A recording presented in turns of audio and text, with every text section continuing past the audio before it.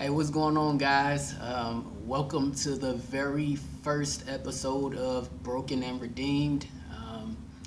Just a little bit about it, man. It's just something I started because I just felt the need to have something positive for one, positive for Christ, and to positively uplift His name, and also just to do some debunking of some of these preachers that I'm hearing, man. It's crazy, especially in my community. Like, geez, so much stuff taken out of context. But on top of that, man, I plan on bringing you motivation, faith, and entertainment, all in one, all rolled into one. So I know that's a lot, but I plan on doing the best I can with it.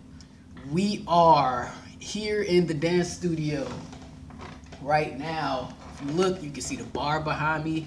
This is my place. This is where I live. This is where I dream, eat, sleep, dance. I love it so much. I love that God has given me a gift that I can express with other people, and what better way than to express it with you guys. So for this very first episode of Broken and Redeemed, and I plan on bringing you more, today I really just want to talk about this cliche thing that I've seen in the church. I'm sure all of you have heard this before. You've heard something along the lines of, "You have not because you ask not. That's why you ain't got whatever, whatever." And then it's cars, clothes, money, all this other stuff. And so not too long ago, I was at a church and I heard this for like the 150th time, and it upset me. It got me very, very upset, because this is not what that verse means at all. You have not because you ask not. Where does this even come from? You have not because you ask not. And oftentimes when people use that, when a preacher uses that, says you have not because you ask not, the things that they say you don't have are usually material possessions. It's normally, you don't have that car because you didn't ask God. You don't have that wife because you didn't ask God. You don't have that job. You don't have that. It's always something material. But number one, that's not even what the scripture says. And number two, God is not really about the material things. He's more into the things of like love, joy, peace, kindness. Those are the kinds of gifts that God often gives, that He would rather you have. Wisdom, things like that. So let's dive into this. So one, where does this verse come from? This verse actually stems from James 4:3, sorry. And I'm going to go to it right here. Bible app, oh yeah. James 4, ESV, and I'll read it to you. It says, and I quote, "You ask and do not receive, because you ask wrongly to spend it on your passions." What? So let's read that again. You ask and you do not receive, because you ask wrongly to spend it on your passions.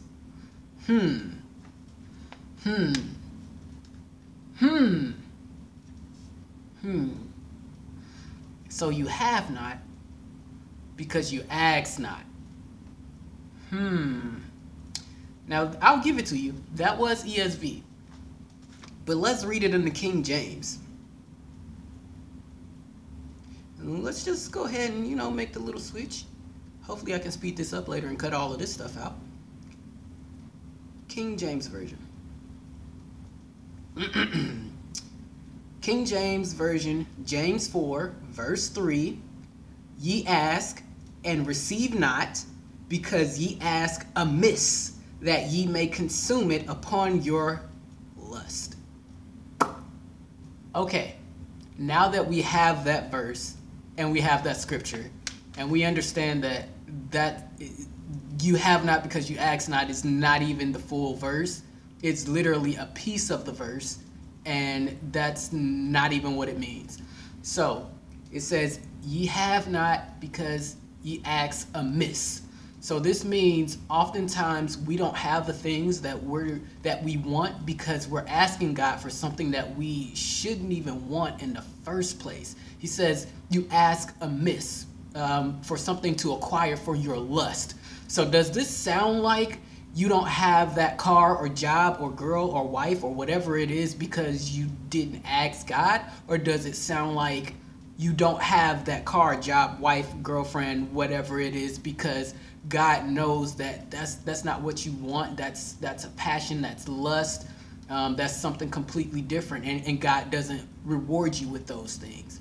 Oftentimes, like I said earlier in this video, God rewards us with things like love, joy, peace, kindness, happiness, wisdom, all of it, all of these things. So the next time you hear James 4:3 quoted, and you hear someone say, "Oh, ye have not because you ask not," be careful of A, what they say after that, B, what it is that you're asking God for, and C, just to make sure that you're understanding the scriptures wisely.